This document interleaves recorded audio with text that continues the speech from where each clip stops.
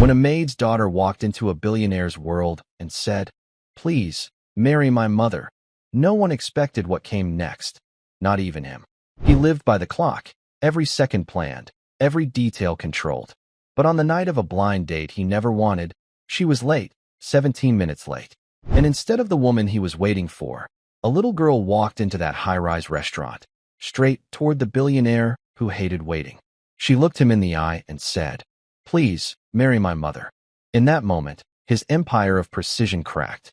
This isn't just a story about a missed dinner. It's the story of how a child's courage turned lateness into destiny, and a man of time into a man of heart.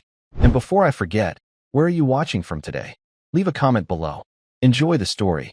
He built an empire on precision, but his world stopped for the two people who were never on his schedule. Elias Thorne stared at the empty chair across from him. In his world, lateness was not just an inconvenience. It was a deep and personal insult. It was a Tuesday night. The Cypress Room was an island of quiet expense, floating 20 floors above the city. The lights of the skyline glittered like spilled diamonds through the tall glass windows. Inside, there was only the low murmur of important voices, the soft clink of heavy silverware on fine china, and the scent of money. At a corner table, set for four, sat Elias Thorne. Elias was a man who wore his life like a perfectly tailored suit. Everything was in its place. His dark hair had not a single strand out of line. His shirt cuffs were exactly 1/2 inch beyond the sleeve of his dark, custom-woven jacket. On his wrist was a watch that did not just tell time. It measured it, dissected it, and proved he was its master. He did not like this.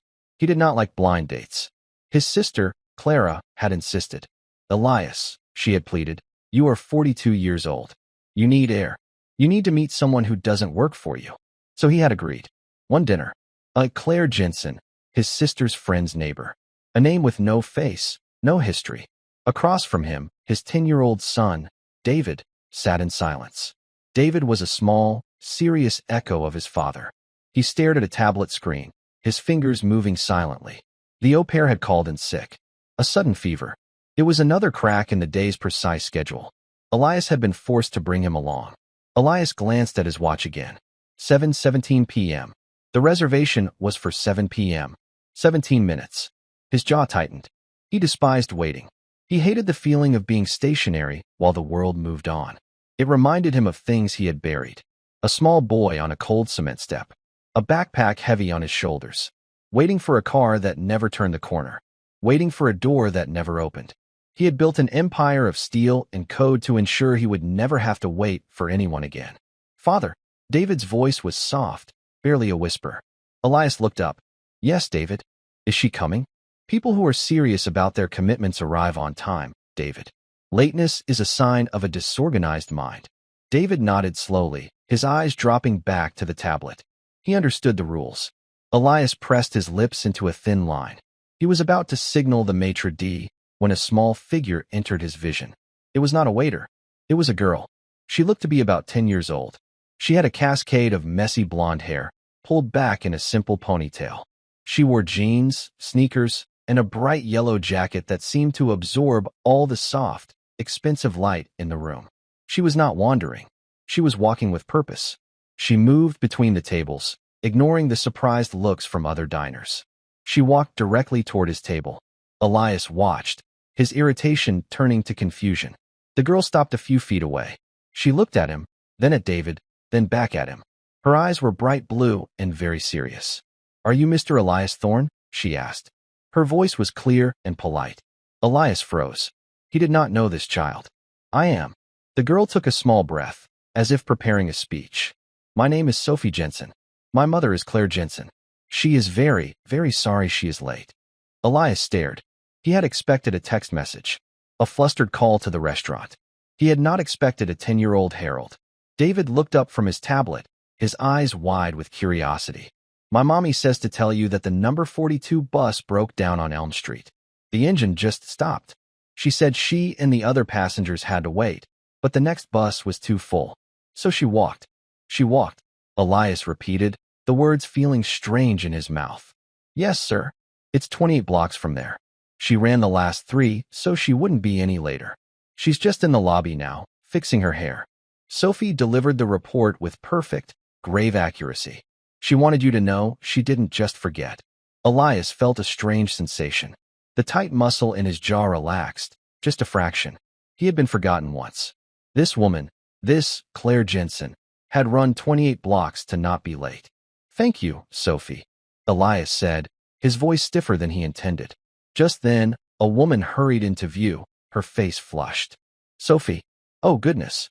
I told you to wait for me by the ferns. She came to a stop beside the girl, placing a protective hand on her shoulder. This must be Claire Jensen. She was not what he expected, though he wasn't sure what he had expected. She was tall and slender, with the same bright blonde hair as her daughter, though hers was pulled into a simple, slightly messy bun. Strands of it had escaped during her run, framing a face that was open and honest. She wore a simple navy blue dress. It was clean, pressed, but plain. It was the kind of dress one wears when they have only one good dress. She clutched a worn handbag to her chest. She looked, Elias thought, completely out of place in the Cypress room. Mr. Thorne, she said, her voice a little breathless. I am so terribly sorry. The bus, it just died. Your daughter has explained, Elias said, cutting her off. He motioned to the empty chairs. Please, sit. Claire exhaled, a shaky breath of relief, and guided Sophie into one chair before sitting in the other. She slid her handbag under the table, her eyes darting around the room for just a moment. She looked like a small boat tossed into a deep harbor. Then her eyes met his. There was no apology in them now, just sincerity. I don't usually bring my daughter to, well, anywhere like this. My neighbor was supposed to watch her, but her own son got sick. It was this, or cancel. I didn't want to cancel. I also brought my son, Elias said, nodding toward David. Claire's face softened as she looked at the boy. Oh, hello there. David gave a tiny, shy wave, his eyes flicking from Claire to Sophie. This is David, Elias said. It's nice to meet you, David, Claire said warmly. This is Sophie.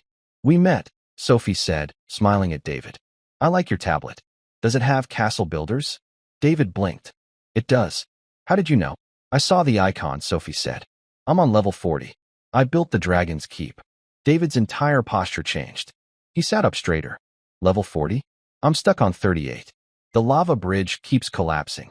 Oh, that's easy, Sophie said, leaning in. You don't use the stone blocks. You have to use the obsidian. The game cheats. You have to find it behind the waterfall. A waiter appeared, silent and swift. Good evening. May I get you something to drink? The spell was broken. Claire looked at the man, then at the heavy, leather-bound menu he offered her. She opened it, and Elias watched her eyes scan the prices. He saw a flicker of panic, so fast he might have missed it if he hadn't been watching. I'll just have water, thank you, she said. I'll have a sparkling water. David, the same, Elias said. Sophie, Claire asked. Can I have a ginger ale? Sophie asked, her eyes bright. Of course, Elias said, nodding to the waiter, who vanished. An awkward silence settled over the table. Elias was a man who led boardrooms. He negotiated billion-dollar deals. But he had no idea what to say to this woman in a simple blue dress. So, Claire said, folding her hands on the table. Your sister Clara set this up. She did, Elias agreed. She can be insistent. That sounds like Clara, Claire smiled. Her friend, my neighbor Martha, is the same way. They decided we were both too lonely. Elias bristled slightly at the word. I am not lonely. I am busy. Of course, Claire said, her smile not fading. I'm busy too. I'm a maid. At the Grand Orion Hotel. She said it simply. I'm a maid. Not, I work in hospitality.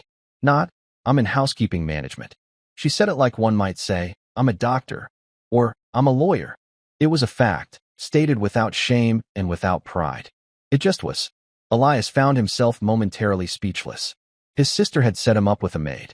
He felt a flash of irritation at Clara. What was she thinking? But then he looked at Sophie, who was now quietly explaining her gaming strategy to David. David was listening, really listening, his tablet forgotten on the table. Mommy, Sophie suddenly said, turning to Claire.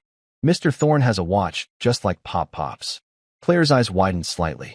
Oh, Sophie, honey, I don't think. It's not, Sophie insisted, pointing. Pop-Pop's had a different band, but it had all the little circles inside. He said they were for measuring hero time. Elias looked down at his Patek Philippe, a watch that cost more than a house. He looked at Claire, whose expression was a mix of embarrassment and affection. Pop was my great-grandfather, Sophie explained to Elias. He was a war hero. He was in the 101st Airborne. He jumped into France on D-Day. Elias felt that strange sensation again, that loosening in his chest. His own grandfather had served. He had built his first company on the small inheritance his grandfather, a stern, disciplined man, had left him. The 101st, Elias said, his voice softer. That was remarkable. A remarkable generation. He was, Claire said quietly. He passed away 3 years ago. Sophie still misses him fiercely. He left her his medals. She keeps them in a little velvet box. He said heroes aren't afraid, Sophie added. And they're always on time. Well, Claire said, with a strained laugh.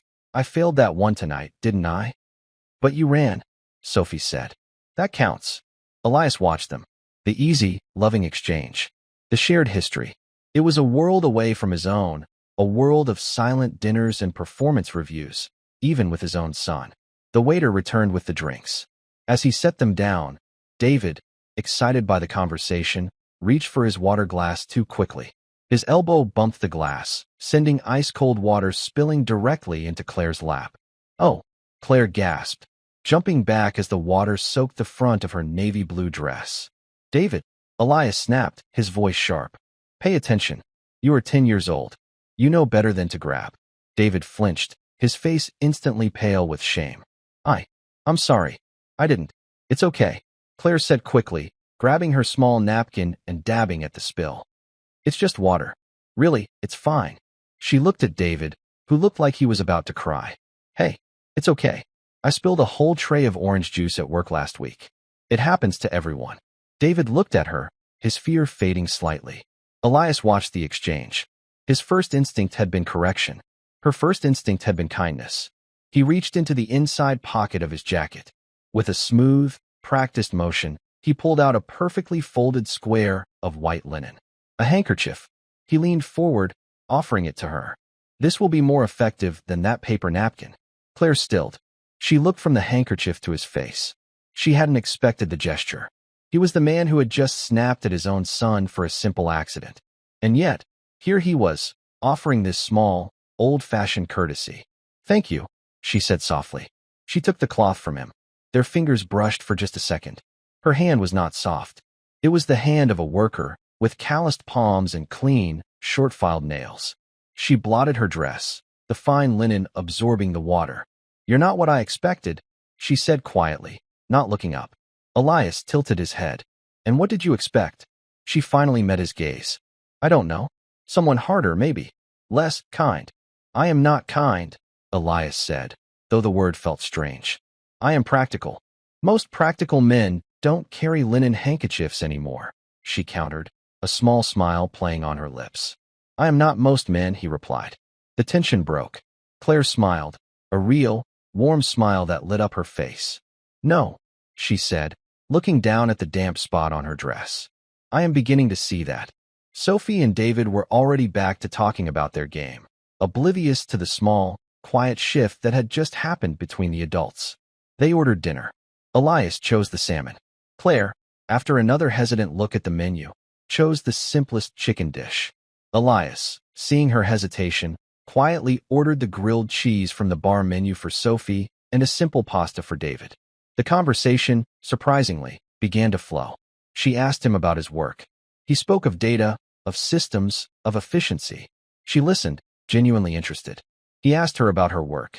She spoke of the people she met, the small stories she saw, the businessman who always left a frantic mess, the elderly couple who visited every anniversary and always left her a $5 tip and a thank you note. She spoke of her life, not as a complaint, but as a series of facts. She lived in a small, one-bedroom apartment. Sophie slept in the bedroom, and she slept on a pull-out sofa in the living room. She worked 6 days a week. It's hard, she admitted, but it's ours. And Sophie is a good kid. She makes it easy. Elias looked at his own son, who was now laughing. A quiet, breathy laugh, but it was real. Sophie had drawn something on a napkin and pushed it toward him. David was smiling. Elias could not remember the last time he had seen his son smile like that. For the first time in years, Elias Thorne was not running a checklist in his mind. He was not calculating compatibility. He was not analyzing profit and loss. He was just there. When the check came, Elias placed his black credit card on the tray without looking at the total. Claire watched, her expression unreadable. She folded the damp, but drying, handkerchief and placed it on the table between them. I should wash this for you. That's not necessary, Elias said. It is, she insisted politely. It's a very nice handkerchief. I'll give it to Clara's friend, Martha, and she can get it back to your sister. Elias nodded, accepting her quiet dignity. They stood to leave. The children were buzzing. Fast friends forged over virtual castles. Can we see Sophie again? David asked Elias as they stood near the coat check, his voice hopeful. Elias paused. He looked at Claire, who was helping Sophie into her bright yellow jacket. She looked tired from her long day, her long run, and the stress of the dinner. But she looked strong. Perhaps, Elias said. Outside, the air was cool. A long, black Maybach sedan was idling at the curb, a driver standing beside the open rear door. David walked toward it automatically. Elias turned to Claire and Sophie. We will drive you home. Claire shook her head, pulling her thin coat tighter. Thank you, Mr. Thorne, but that's very kind. We'll take the bus. The stop is just 2 blocks away. Elias blinked. The bus? Of course, Claire said, as if it were the most normal thing in the world. But it's late. And you have Sophie. The 9-line bus is very safe, Claire said, smiling. And Sophie likes it. She counts the red cars. It's our tradition. Sophie beamed. Last night, I counted 34. Elias stood on the curb, his driver holding the door, his son waiting in the car. He was offering comfort, efficiency, and safety. And this woman, this maid, was turning him down. Politely, firmly. She was not offended by the offer. She was simply not accepting it. Well, Claire said, holding out her hand. Thank you for dinner, Mr. Thorne. It was lovely. And David, it was so nice to meet you. It's Elias, he said, taking her hand. Her grip was firm. And it was a pleasure to meet you, Claire. And you, Sophie. Good night, Mr. Elias. Sophie chirped, waving. Tell David I'll send him the cheat code for the lava bridge. Elias nodded, a small, unfamiliar smile touching his own lips. I will. He watched them walk away. A woman in a simple blue dress and a girl in a yellow jacket. They did not look back. They turned the corner, heading toward the bus stop. He got into his car. The door shut with a heavy, silent thud. The car smelled of polished leather and quiet wealth. Home, sir? The driver asked. Elias stared out the window, at the corner where they had disappeared. Yes, Robert. Home. As the car pulled into traffic, David spoke from the silence. She was nice, father. Elias looked at his son. Yes, David. She was. And Sophie was smart. Yes. I like them. Elias looked away from his son and back at the city lights. He thought of a cold step. He thought of a woman running 28 blocks. He thought of a simple, clean apartment and a mother sleeping on a sofa so her daughter could have the bedroom. He felt something deep inside him, something old and structured. It was shifting. David was quiet, but it was a different kind of quiet. Not the tense, still silence of his father, but a soft, thoughtful one. They arrived at the gates of the Thorne estate. The black iron gates, tall and imposing, swung open without a sound. The car crunched up a long, winding gravel drive, past trees that were centuries old. The house was not a house. It was a statement, a vast structure of dark stone and modern glass. It loomed over the landscape, a fortress of quiet, controlled wealth. The car stopped. The driver opened the door. Elias stepped out. David followed. Inside, the home was vast and cold. The floors were polished marble that echoed every footstep. The walls were hung with art that was famous and expensive, but not personal. A housekeeper, Mrs. Peters, a woman in a gray uniform, met them at the door. Good evening, Mr. Thorne. Master David. Was the dinner satisfactory? It was, Mrs. Peters. Thank you. Elias was already unbuttoning his jacket. See that David gets ready for bed. Yes, sir. David looked up at his father. Father. Elias paused, halfway up the grand, floating staircase. Yes, David. Can Sophie send me the cheat code? Elias looked down at his son. You'll have to ask your au pair to set up the communication on the tablet. But how? I don't have her number. I will handle it, David. Go to bed. Yes, father. David turned and walked with Mrs. Peters down a long, white hallway. Elias watched him go. He saw the small, lonely set of his son's shoulders. He felt a sharp, unpleasant pang. He turned and continued up to his study. The study was his real home. It was dark wood, with one wall made entirely of glass, overlooking the city far below. He sat in his leather chair, but he did not open his laptop. He did not check the markets. He found himself thinking of a simple blue dress, of a hand calloused from work, of a woman who had run 28 blocks so she would not be rude. He had Claire's number. He could get Claire's. He picked up his phone. He typed a short, precise text to his sister. What is the last name of your friend's neighbor? The reply was instant. Jensen. Claire Jensen. Why? Was it awful? She's sweet, Elias. Elias ignored the questions. Jensen. He typed the name into a private search engine on his computer. Not a public one. This one dug deeper. Results flickered. Claire Jensen, 38. One dependent, Sophie Jensen, 10. Address in a modest, 5-story apartment building in the city's East End. No criminal record. One small claims court case, a dispute with a landlord, settled. She was a maid at the Grand Orion Hotel. Then he saw it. Cross-referenced under family members. Deceased, Sergeant Michael Jensen. Her grandfather. He clicked. The screen filled with old, black and white photos. A young man in uniform. Medals. A citation, signed by a general. Sergeant Michael Jensen. 101st Airborne. He had single-handedly taken out a machine gun nest in Bastogne, saving his entire platoon. He was a hero. The kind of man Elias's own grandfather had revered. Elias leaned back. The woman in the simple blue dress was the granddaughter of a man like this. A man of true, undeniable substance. He closed the file. He felt that strange shift again. The solid ground beneath his feet was moving.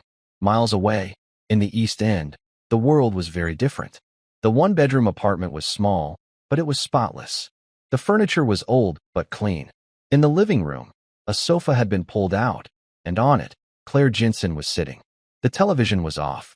In her small kitchen sink, she was gently hand-washing a square of white linen. She rinsed the soap from the handkerchief. The fabric was finer than anything she had ever touched. It was soft as silk, yet strong. She squeezed the water out, her knuckles red from the day's work. She thought of the man, Elias Thorne. He was not what she expected. He was hard, yes. The way he spoke to his son had made her heart ache. But then, he had offered her his handkerchief. He had listened to her stories about the hotel. He had looked at her, really looked at her. And his son, David, he was a quiet, sad little boy.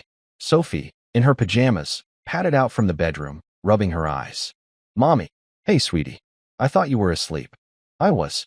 I heard you. Sophie came and curled up next to her on the pull-out bed. Why were you at the sink? I was just washing Mr. Thorne's handkerchief. The one he lent me when David spilled the water. Oh. Sophie picked at a loose thread on the quilt. He was sad. Mr. Thorne? No. David. He looked like I feel sometimes. When I'm the only one at the park. Claire's heart squeezed. She wrapped an arm around her daughter.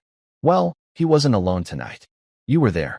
He's rich, but he's lonely, Sophie said, with the simple wisdom of a child. We're not rich, but we're not lonely. Claire kissed the top of her blonde head. No, baby. We are definitely not lonely. She held the damp handkerchief in her hand. She would have to return it. She couldn't just give it to Martha to give to Clara. That felt wrong. It was his. She would have to return it to him. The thought of his office building, a steel tower she passed on her way to work, made her stomach flutter. The next morning, Elias was in a board meeting on the 50th floor of Thorne Industries. The profit margin on the T12 actuator is down 1.8%, a man in a gray suit was saying, pointing to a complex chart. We recommend divestment. Elias stared at the chart. He saw numbers. He saw projections. But his mind was seeing a bright yellow jacket. Elias? The man asked. Elias blinked. Your projection is flawed. You're not accounting for the seasonal dip in logistics. Hold the position. Next. He was distracted. He was annoyed that he was distracted. His assistant, Susan, a sharp, efficient woman in her 50s, leaned in. Sir, your sister is online too. She says it's urgent. Elias sighed, rubbing the bridge of his nose. Patch her through to my earpiece. Elias. Clara's voice chirped in his ear. So? How was it? You never texted me back. Did you like her? She's a lovely person, isn't she? The dinner was adequate, Clara, Elias said, his voice low, while the meeting waited for him. Adequate. That's it. Elias, you've been alone for 5 years. Adequate isn't. I have to go, Clara. Wait. Did you know her daughter, Sophie, is related to Sergeant Michael Jensen, the war hero? Our grandfather knew him. He served in the same theater. Elias froze. He had not known that. His search had not revealed a personal connection. He did. Yes. Grandpa always told that story about the man who saved the entire company at Bastogne. That was him. Michael Jensen. Isn't that incredible? Elias looked out the window at the city. It was not incredible. It was something else. It was fate. It was a thread. I have to go, he said, and cut the connection. He stood up. The boardroom went silent. This meeting is over, he said. Hold the T12 position. He walked out, leaving his executives staring at each other. He went to his private office. He told Susan to hold all his calls. He looked at his phone. He had a decision to make. He was a man who hated complications. And Claire Jensen and her bright, honest daughter were the biggest complication he had faced in a decade. At that exact moment, Claire and Sophie were standing in the lobby of his building. It was, Claire thought, the most intimidating room she had ever been in. It was 3 stories high, all black marble and glass. A massive, abstract sculpture hung from the ceiling. Men and women in dark, expensive suits rushed past, not making eye contact. Claire clutched her worn handbag, and it was a small, neat envelope. Inside the envelope was the pressed, clean handkerchief. She was on her way to the hotel. Her shift started in 30 minutes. But this was on the way. She had told herself it was just practical. Drop it off. Get it over with. She approached the main reception desk, a slab of black stone that looked like an altar. The woman behind it was sharp and perfect, her hair pulled back. Can I help you? The woman asked, her voice cool. Yes. I have a package to leave for Mr. Elias Thorne, Claire said, her voice sounding small in the huge space. Mr. Thorne does not accept unsolicited packages. You can leave it with the mailroom, but I can't guarantee he will get it. Oh, Claire said, her face falling. It's personal. He'll know what it is. It's a handkerchief. The receptionist's eyebrow went up. A handkerchief. I'm sure it is.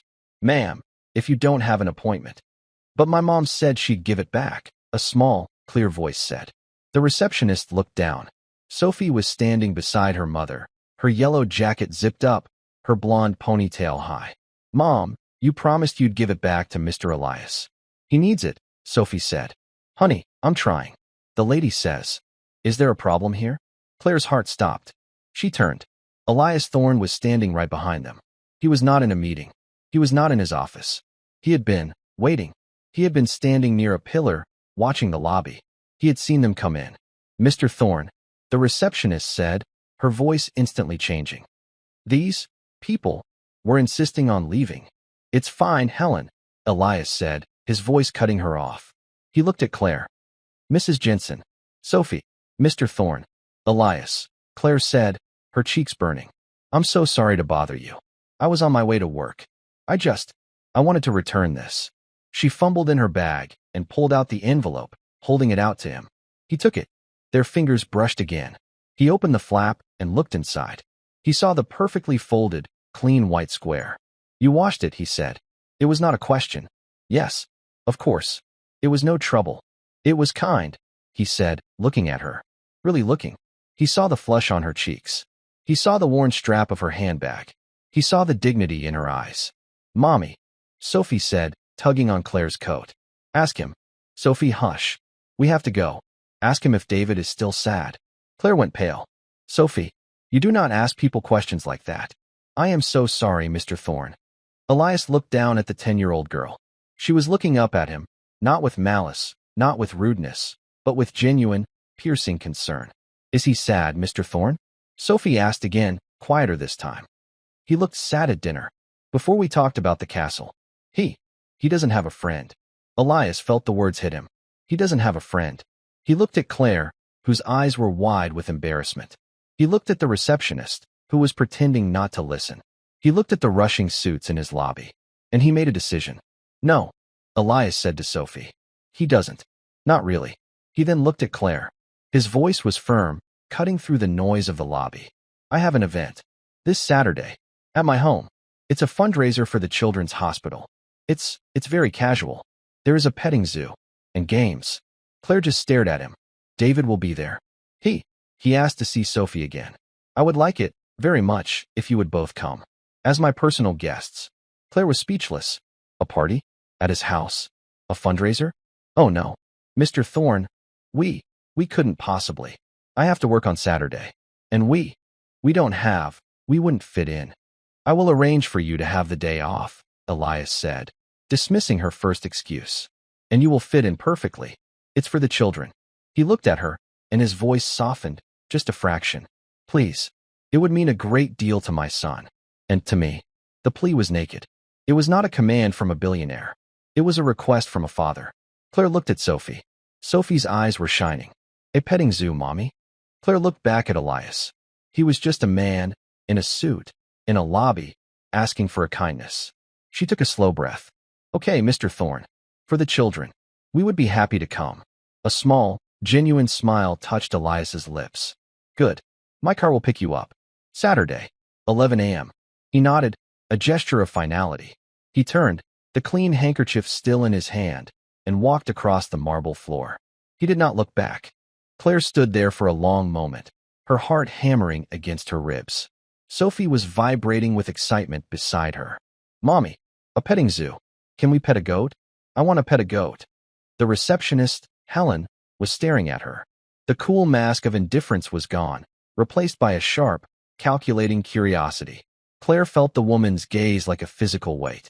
Come on, honey, Claire said, taking Sophie's hand. We have to go. Mommy is going to be late for work. She walked out of the towering lobby, back into the bright, noisy street. She felt like she had just stepped out of a different, airless world. A car is picking us up, Mommy. A fancy car? Sophie asked, skipping to keep up. I guess so, baby. Claire's mind was spinning. She had gone to return a handkerchief. She had left with an invitation to a billionaire's party. She looked at her watch. 8:52 a.m. Her shift started in 8 minutes. She began to walk faster, almost running, just as she had for the blind date.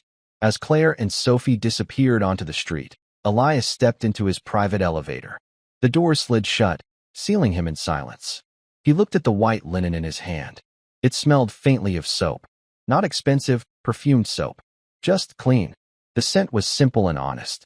He found it strangely comforting. The elevator opened directly into his office. His assistant, Susan, was waiting with a tablet. Sir, your 2:30 has been moved to 4. The logistics team needs your sign-off on the Singapore merger and... Susan, Elias interrupted.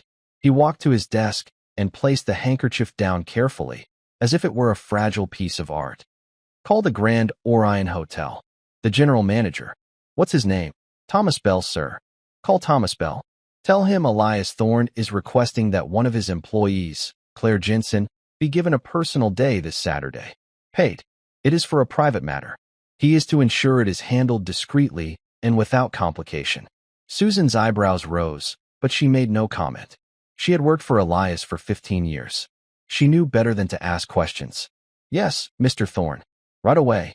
And Susan, sir, find out what a 10-year-old girl would like at a party. Susan paused, the tablet in her hand. Sir, the party is for the children's hospital. We have the petting zoo, a magician, and an ice cream sundae bar. I know what we have, Elias said, his voice quiet. I am asking what she would like. Susan finally allowed herself a small, brief smile. I will look into it, sir. Thank you. Elias sat behind his desk. He looked at the handkerchief. He should put it away. It was just a piece of cloth. But for some reason, he left it sitting there, a small, white square against the dark, polished wood of his desk, for the rest of the day. The next few days were a blur for Claire. The call from her manager had been surreal. Mr. Bell, a man who barely knew her name, had called her into his office. He had been nervous. Miss Jensen, Claire, it seems you have this Saturday off. With pay. A personal request was made on your behalf. Claire knew instantly who it was. Oh, thank you, Mr. Bell. Is everything all right, Claire? He asked, his eyes full of questions she could not answer. Yes, sir. Thank you. She left his office, her coworkers staring at her. The whispers followed her down the hall. Who was she? Why did the big boss give her a day off? Now, she had a different problem. It was Friday night. The party was tomorrow. She stood in her small apartment, looking at the contents of her closet. It was not a big closet.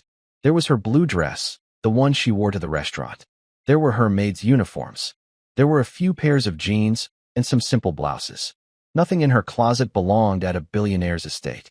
She sank onto her pull-out sofa, her head in her hands. The anxiety was a cold, heavy knot in her stomach. I can't go. I just can't. Sophie, already in her pajamas, came out of the bedroom. She had a small, velvet-covered box in her hands. What's wrong, Mommy?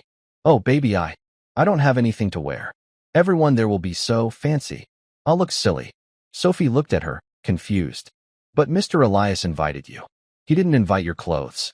Claire looked up, a sad smile on her face. It doesn't work that way, honey. People, they see the clothes first. Sophie sat down and opened the box. Inside, resting on faded purple velvet, were 3 military medals, an old pin, and a small, simple silver locket, tarnished with age. Pop said clothes are just wrapping paper. Sophie said, touching one of the heavy bronze medals. He said what's inside is the real present. He said you're the best present he ever knew. After Grandma, of course. Claire felt tears sting her eyes. She pulled her daughter close. You're right, baby. You're so right. Sophie pulled the silver locket from the box. It was on a thin, simple chain. You should wear this. It had been her great-grandmother's. Oh, Sophie. It's so old. It's important, Sophie said, pressing it into her hand. It's our family. Claire closed her hand around the small piece of metal. It was warm. She took a deep breath. She would wear her blue dress, the only good dress she owned, and she would wear the locket. She would go, not as a maid trying to fit in, but as Claire Jensen, as Sophie's mother, as Sergeant Michael Jensen's granddaughter. That was enough. Saturday morning, exactly at 11 a.m., a black car, longer than any Claire had ever seen, pulled up to their apartment building. It was not the Maybach. It was a large, black SUV, but it was just as intimidating. The driver, a different man, stepped out. He was polite, held the door for them, and did not speak. Sophie pressed her nose to the window as they drove. They left their neighborhood, with its small shops and brick buildings. They drove through the rich heart of the city. Then they went further, up into the hills, where the houses were hidden behind tall hedges and iron gates. Finally, they turned onto a long gravel drive. Claire's stomach did a slow, painful flip. The house was staggering. It was not a home. It was a museum. A fortress. It was made of glass and dark, imposing stone, and it sat on a hill overlooking the entire world. The driver opened their door. Music drifted on the air. The sound of laughter. Not loud, rowdy laughter, but the high, tinkling sound of polite, wealthy people. Mommy, Sophie whispered, grabbing her hand. It's big. It's just a house, honey. Claire whispered back, though her own heart was racing. She smoothed the front of her simple blue dress. She clutched the small, warm locket under the fabric. They walked up a stone path. The party was spread across a lawn so vast and green it looked like a carpet. There was a white tent. A string quartet played in one corner. Waiters in white jackets moved silently through the crowd, holding trays of champagne flutes and tiny, complicated-looking food. And yes, in the distance, there was a petting zoo. Sophie let out a small gasp. Claire scanned the crowd. Everyone was beautiful. The women wore bright, silk dresses and sharp, high-end casual wear. The men wore expensive linen shirts and pants. Claire felt her face burn. She felt, instantly, like her maid's uniform was showing through her dress. I don't see them, honey. Maybe we should. Sophie, a small voice called out. David Thorne was running toward them. He was not the silent, shy boy from the restaurant. He was wearing shorts and a t-shirt, and he was smiling. Actually smiling. You came. Look, he pointed to the petting zoo. There's a goat. And they have 3 horned sheep. 3 horns. Sophie squealed, her shyness gone. Come on. I'll show you. David grabbed her hand. Come on. The 2 children, a small boy in expensive play clothes and a girl in jeans and her bright yellow jacket, which Claire had insisted she wear in case it got cold, ran off together. They didn't look back. They just went. Claire was left standing alone on the edge of the perfect lawn. She clutched her small, worn handbag. She was an island. A dozen pairs of eyes glanced at her, assessed her simple dress, her plain shoes, her non-existent jewelry, and dismissed her. A woman with sharp blonde hair and a diamond bracelet that cost more than Claire's car laughed at something her friend said, her eyes flicking to Claire and then away. Claire's stomach twisted. This was a mistake. A terrible, terrible mistake. She should never have come. She looked for an exit. She just wanted to find a quiet corner, wait for Sophie, and go home. I was wondering when you would arrive. Elias's voice. She turned. He was standing beside her. He was not wearing a suit. He wore dark trousers and a simple, perfectly ironed white shirt, the sleeves rolled up his forearms. He looked younger, more relaxed, almost normal. Mr. Thorne. Elias, she said, her voice shaky. Your home it's beautiful. It's a house, he said, echoing her words from earlier. A practical structure. He looked at the crowd, then back at her. He saw the tension in her shoulders. He saw the way she clutched her bag. You look uncomfortable, he said. It was a simple, flat statement of fact. Claire flushed. I'm not used to all this. Neither am I, he said. Claire looked at him. But it's your party. It is a required function, Elias said. A social obligation for the hospital. I do not enjoy this. He gestured to the mingling, laughing crowd. He looked at her, really looked at her. He saw the simple blue dress. He saw her hand move, unconsciously, to her neck, to the spot where the locket was hidden. My son, however, he said, a small, new warmth in his voice, is enjoying himself. For the first time in a long time. He nodded toward the petting zoo. David and Sophie were side by side, fearlessly petting a grumpy-looking black goat. David was laughing. A real, open-mouthed laugh. Claire felt the knot in her chest loosen. She's good at that. Making friends. She is good, Elias agreed. She is open. A man in a pale blue linen suit approached them. Elias. Marvelous party, as always. The governor is looking for you. Elias did not take his eyes off Claire. He will find me, James. The man, James, looked at Claire, his smile faltering. He assessed her, just as the women had. He looked back at Elias, confused. And this is? James asked. Elias turned, his body positioning itself slightly, subtly, between Claire and the man. This is Mrs. Claire Jensen, a personal guest. His tone was mild, but the message was steel. She is with me. She is not to be questioned. The man's eyes widened slightly. Oh, of course. A pleasure, Mrs. Jensen. He gave a stiff nod and moved away quickly.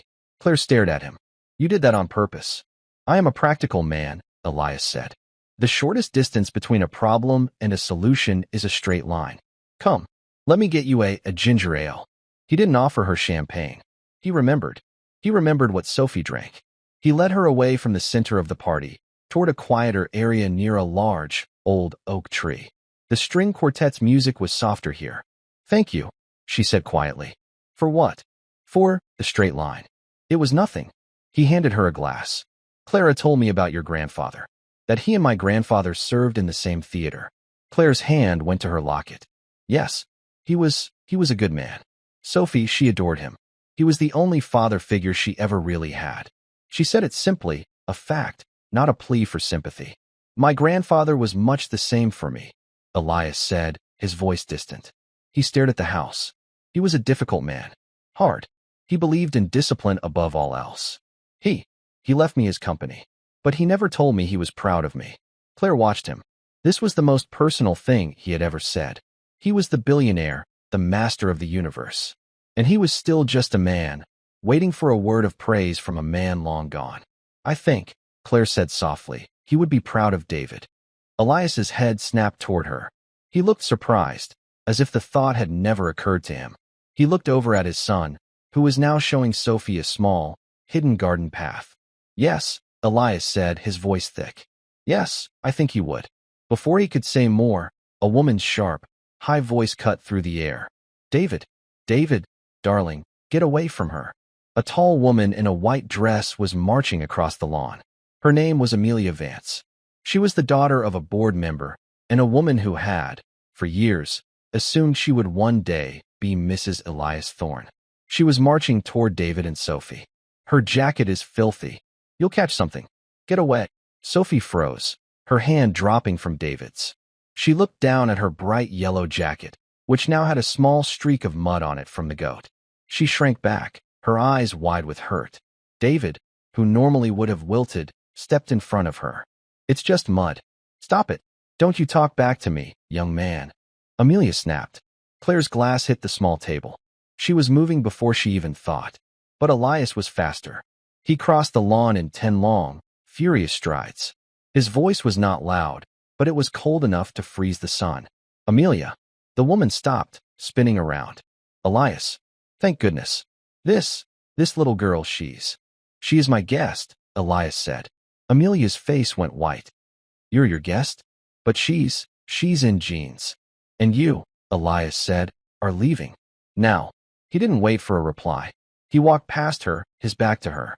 He knelt, putting himself on eye level with the two children. Claire had just reached them, her heart pounding. Elias looked at Sophie. Her lower lip was trembling. Are you all right, Sophie? Sophie nodded, wiping her nose on her sleeve. She said I was dirty. Elias's jaw was a hard line. He looked at David, who was standing protectively by Sophie's side. David, you did well. You protected your friend. I am proud of you. David's eyes went wide. He stared at his father. He had never, ever heard those words. I am proud of you. Elias stood. He looked at Claire. The fury was gone from his eyes, replaced by a deep, pained regret. Claire, I am sorry. That should not have happened. Claire took a shaky breath. She put her hands on Sophie's shoulders. It's okay. We're okay. But they weren't. The party had stopped. Everyone was watching. The whispers were starting. Sophie looked at the ground. Then she looked up at Elias. She looked at his sad eyes. She looked at the big, empty, beautiful house. She looked at David, who was still standing close to her. She seemed to make a decision. She stepped away from her mother. She walked right up to Elias Thorne. She looked him square in the eye, her own blue eyes serious and fierce, just like her great-grandfather's. Mr. Thorne, she said, her voice clear and carrying in the sudden silence. Yes, Sophie. My mommy is the best mommy. And she's not sad. And David, he's not sad when I'm here. I think you're sad, too. Elias just stared at her, speechless. I think, Sophie said, taking a small, brave breath. I think you should marry my mother. Then we could all live here. And then none of us would be lonely anymore. The silence on the lawn was absolute. The string quartet had stopped, and the murmur of 50 wealthy people vanished, as if even the breeze held its breath. Claire Jensen stood frozen, her hand still on Sophie's shoulder. Her face was a mask of pale, burning humiliation. She could feel every eye on her simple blue dress, on her 10-year-old daughter who had just proposed marriage to Elias Thorne. Amelia Vance, standing several feet away, let out a small, sharp laugh of disbelief. It was the only sound. Sophie, realizing the weight of the silence, looked up at her mother. Mommy, she whispered, her bravery suddenly failing her. Did I do it wrong? Claire's heart didn't just break, it shattered. No, baby. Claire choked out, her voice thick with unshed tears. She dropped to her knees, ignoring the damp grass, and pulled Sophie into a fierce hug. She buried her face in her daughter's blonde hair. No, you didn't do anything wrong. You were just being you. She stood up, pulling Sophie tightly against her side. She would not let them see her cry. She turned, her back to Elias, her back to the staring crowd. I am so sorry, she said, her voice shaking but clear. Mr. Thorne, I am so deeply sorry for this. We'll go right now. She began to walk, almost run, pulling Sophie with her. She just wanted to get to the long gravel drive, to the road, to anywhere but here. She's running. Can you believe the nerve? He just kicked Amelia out for her. The whispers rose up behind her, sharp as little knives. Claire, Elias's voice. It wasn't a command. It was a statement. She stopped, unable to move, but she could not turn around. She stood, rigid, facing the oak tree, her shoulders shaking. Please, she whispered, so low he almost couldn't hear it. Please, just let us go. Don't make this harder. I have no intention of making this harder, he said, his voice closer. I am, however, going to stop you from making a mistake. His footsteps crossed the grass. He walked past her, standing in front of her, blocking her path. The crowd faded. The world shrank to the few feet between them. Then, he did something no one expected. Elias Thorne, the man who controlled empires, who did not bend for markets or for men, slowly knelt. He knelt on the grass, in his expensive trousers, until his eyes were level with Sophie's. Sophie, who had been hiding her face against her mother's side, peeked out. "You are Sophie Jensen, correct?" Elias asked, his voice formal, but not cold. Sophie nodded, her eyes wide. "You are the great-granddaughter of Sergeant Michael Jensen," he stated. She nodded again. He was a man of great courage. He saw a problem, and he moved to fix it. He did not wait. "He was a hero," Sophie whispered. "Yes," Elias said. "And you, Sophie Jensen, are just like him. You saw a problem, and you offered the bravest, most direct solution you could think of." He looked at her, and a small, almost invisible smile touched his lips. It was, for the record, a very good solution. Very efficient. Sophie sniffled, a tiny smile breaking through her tears. "You were all lonely. It's not good to be lonely." "No," Elias agreed, his voice growing soft. "It is not." He turned his head slightly, still kneeling, to look up at Claire. "Your daughter," he said, "is extraordinary. She sees truth, things that the rest of us have spent years learning to ignore." Elias rose to his feet. He stood in front of Claire. He was close. Close enough for her to see the genuine, profound emotion in his eyes. "I am not going to marry you, Claire." Claire flinched, as if he had struck her. The words were a confirmation of her humiliation. From the lawn, Amelia's friends tittered. Elias heard them. He raised his voice, just slightly, so it carried across the lawn. "Marriage is a promise. It's the end of a long, serious negotiation. It's not a beginning. And I would not disrespect you, or what your daughter just offered, by treating it as a simple solution to loneliness." He paused, and his next words silenced the entire party. "But her premise," he said, his eyes locked on Claire's, "is correct. I am lonely, and my son is happier than I have ever seen him. And I have not, in 5 years, met anyone I would rather share a ginger ale with." He looked past her, at David, who was standing by the petting zoo, watching with a look of desperate hope on his face. "David," Elias called out. David flinched, startled to be called. "Yes, father. Do you want Sophie and Mrs. Jensen to leave?" "No," David shouted, his voice cracking with emotion. "No, sir. I want them to stay. I want them to stay for the ice cream." Elias looked back at Claire. "The ice cream. That seems a more practical place to start than marriage. Don't you think?" Claire looked at him. He could have let her flee. He could have laughed it off. Instead, he had knelt. He had defended her. He had stayed. She let out the breath she had been holding, a shaky, tear-filled laugh. "Ice cream," she repeated, wiping her cheek. "Yes, that sounds like a very good start." Elias nodded, satisfied. He then turned to the lawn, his face changing, the brief warmth replaced by cool authority. "Thank you all for coming," he said, his voice booming with finality. "Your support for the hospital is appreciated. The event, however, is now over." A stunned, offended silence rippled through the guests. He was choosing this maid, over them. Elias watched them, his expression daring any of them to challenge him. No one did. Amelia Vance, her face a mask of rage, turned on her heel and was the first to leave. The rest followed, a slow, grudging river of silk and linen. They murmured as they went, but they went. In 10 minutes, the lawn was empty. It was just them, the 4 of them. David ran across the grass, skidding to a halt beside Sophie. Can we get ice cream now?" Elias looked at Claire. The question wasn't about ice cream. It was about everything. "Elias," Claire said, her voice finally steady. "You didn't have to do that. You dismissed everyone. They were guests," Elias said simply. "They were not friends. I am beginning, just now, to learn the difference." He looked at his son. He looked at Sophie. He looked at the woman standing in front of him, her simple blue dress stained with grass, her face stained with tears, wearing her great-grandmother's locket. "I have spent my life building things that are hard," Elias said, his voice quiet. "Steel, code, fortresses. I thought that was strength. I was wrong." He looked at her, his eyes full of a new, raw vulnerability. "Strength is running 28 blocks. Strength is sleeping on a sofa. Strength is standing on a lawn full of strangers and speaking the truth, no matter how much it costs." He held out his hand. I cannot, in good conscience, marry you, Claire. I don't know you. He took a breath. But I would like to. I would like to know you very, very much. Claire looked at his outstretched hand, then back to his eyes. She put her own hand into his. His fingers closed around hers, firm and warm. I'd like that, too, she whispered. Good, Elias said. He did not let go. So, ice cream? Sophie asked, tugging on her mother's other hand. Elias smiled. A real, genuine smile that transformed his entire face. Yes, he said. He looked at David. Go. Show them the Sunday bar. Get whatever you want. They don't have sheep ice cream. Father, David said, rolling his eyes, but he was grinning. He grabbed Sophie's hand.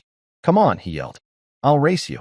The two children ran, laughing, toward the empty white tent. Elias and Claire stood on the lawn, hands linked, watching the children go. He's never done that, Elias said quietly. What? Claire asked. Laugh like that. Run. He's a boy. They're good for each other, Claire said, her heart full. You, Elias said, turning to her, his grip tightening just a fraction, are good for me.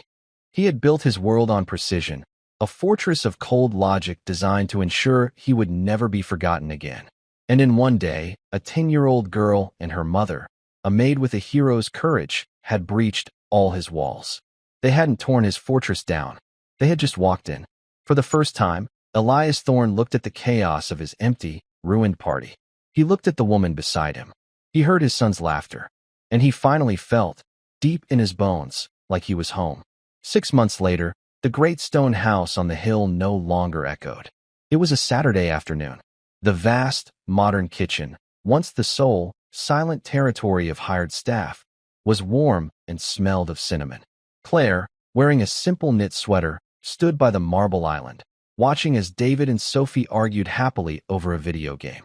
They were sitting on the floor, their backs against the cabinets, a shared tablet between them. Elias walked in, not in a suit, but in jeans and a soft, worn shirt. He didn't check his watch. He crossed the room and wrapped his arms around Claire from behind, resting his chin on her shoulder. They've been at that level for 20 minutes, he murmured, his voice no longer carrying the boardroom's chill. They'll figure it out. They always do, Claire replied, leaning back against him. She still worked at the hotel, part-time. It was her choice. It keeps me grounded, she told him, and he had understood. He kissed her temple, his hand finding hers. He looked at the two children, their children. Sophie was now teaching David a cheat code she'd found. David was laughing, a sound that Elias now heard every day. He thought of the cold, empty chair in the restaurant. He thought of the man he had been, a man who built walls to keep the world out. Now he didn't need them. Claire hadn't torn his fortress down. She had just walked in, held his hand, and given him the code. He wasn't lonely. He was just home. And that's where we'll end the story for now. Whenever I share one of these, I hope it gives you a chance to step out of the everyday and just drift for a bit. I'd love to know what you were doing while listening. Maybe relaxing after work, on a late-night drive, or just winding down. Drop a line in the comments. I really do read them all.